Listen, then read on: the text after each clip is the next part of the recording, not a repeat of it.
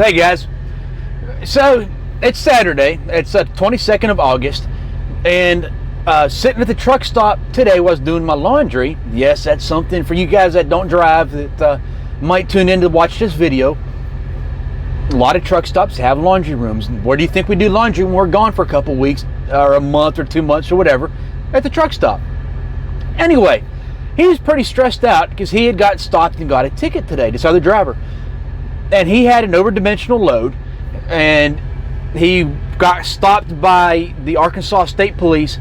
He was not on the right route, and he did not have the right markings on his load. And what I mean by markings is, you oversize loads on the permit, it will tell you whether you need flags, whether you need oversized load banners, whether you need to add the oversized beacon lights on, or all of them. All of the above or combination or whatever. Anyway, he got stopped, was not on the right route, and did not have the right markings. So not only did he get a ticket, but he also got his permit taken away, which means he cannot move the load until he secures a new permit on Monday. That's right, you cannot get a new permit on the weekend. The permit office is closed. Now this is for you guys that are just getting into hauling over-dimensional freight, or maybe you've been into it for a short time, but there's stuff you don't really know or understand or haven't been taught. This guy, he'd never been taught, which isn't surprising. A lot of companies are pretty lax with this stuff. They just kind of throw you out there, and they don't say anything until you do it wrong and get in trouble. So we're gonna have just a little period of instruction, help you guys out. You guys have been doing this for a while. You're going to understand what I'm talking about. But you have an overdimensional load, and you'll get a permit. So, this is my Texas permit. I'm in Arkansas now, but I'll be in Texas tomorrow. So here's my permit for Texas. It's a couple pages. And on here, it gives information like the company, permit number, commodity, dimensions of the load, where you're coming into the state at, where you're ending at. The vehicles, your truck and your trailer. Also has a provision sheet. Provision sheets are important to pay attention to. This is the sheet that's going to tell you how fast you can drive. It's going to tell you if you need lights, banners, flags. It's going to tell you about curfews, when you can and can't drive. It's also going to give you your route. See, Texas down here lists the route. And the longer the route, the more miles in the state you drive, of course, the longer the route's going to be. So I'm taking this load, I'm coming into the state in Texarkana, and I'm going to end in Galveston. So right here, these 2 pages, that's my route. Now this is just for Texas, not Arkansas. Arkansas is a lot easier. Although Arkansas, due to bridge construction, I had to get off Interstate 30. My last load with the same dimensions, I did not have to get off Interstate 30. I could run it from Little Rock all the way to Texarkana. But because there's bridge construction, the permit route had me get off Interstate 30, go over to US 67, go south, get back on Arkansas 7, and come back up on Interstate 30. This is where that driver got caught, because he ignored that portion of the permit. And he got caught up in traffic. A state trooper saw him and pulled him over. So I'm going to tell you, your GPS when you're hauling permitted freight is useless.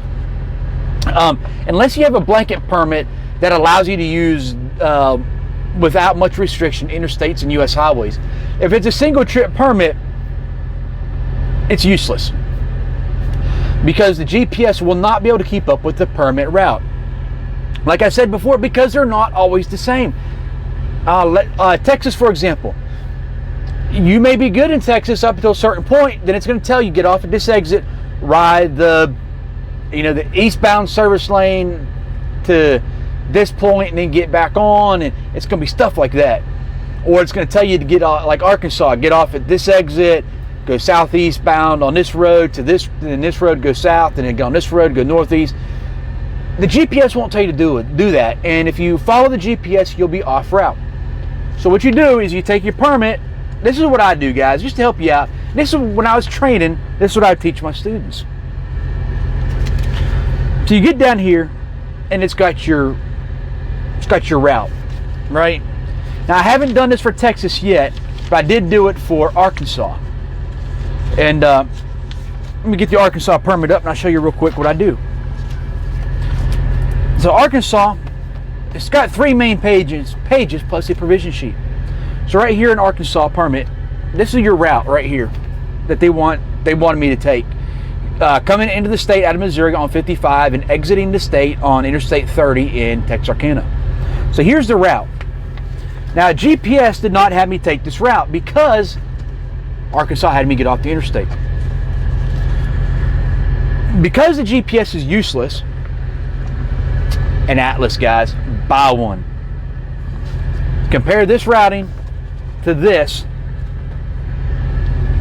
and instead of trying to look at the permit while you're driving, use a notepad and write down all the steps.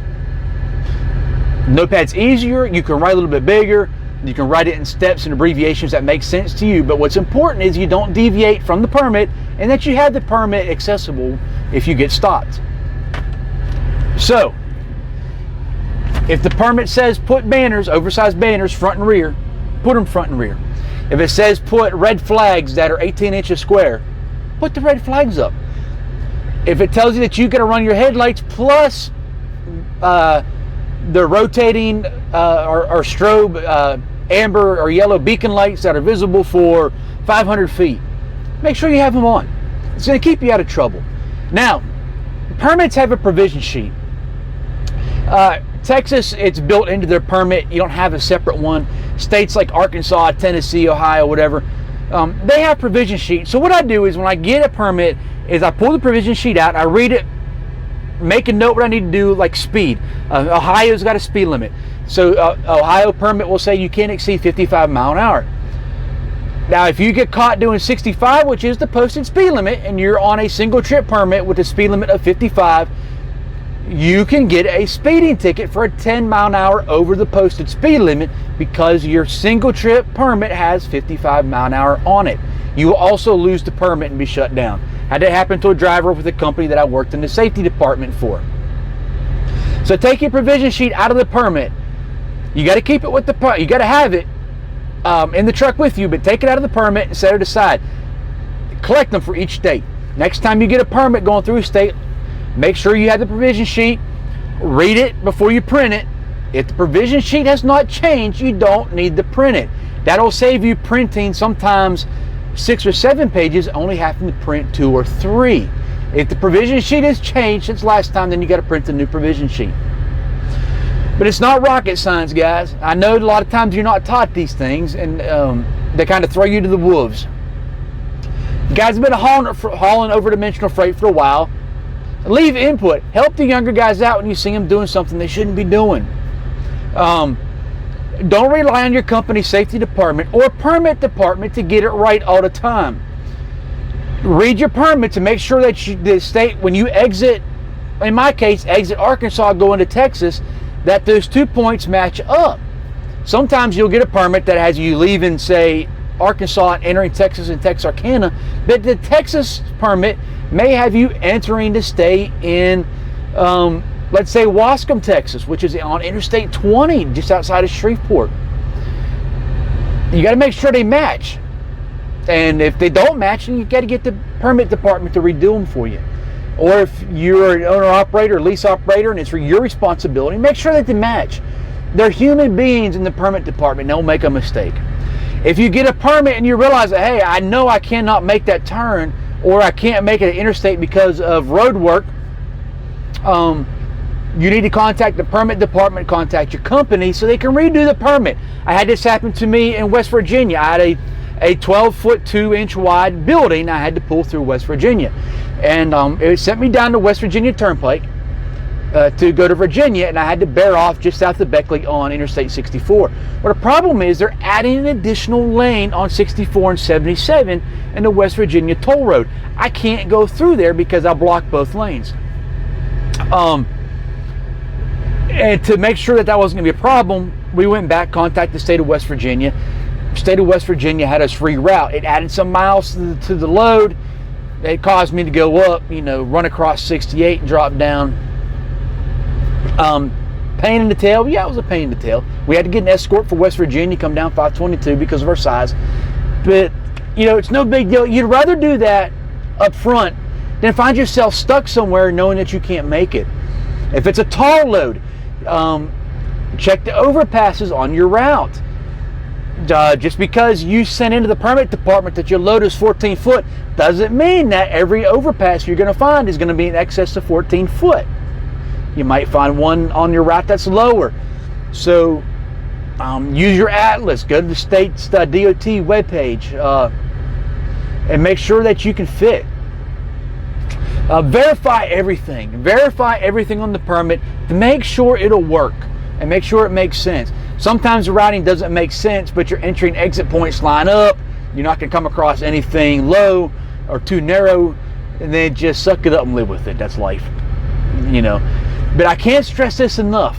When you're under a permitted load, do not use your GPS. Map it out with your atlas.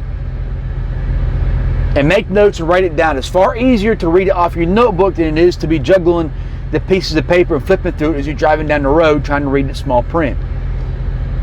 Guys, it's just something I've learned from experience. I hope it helps you. Guys, be safe.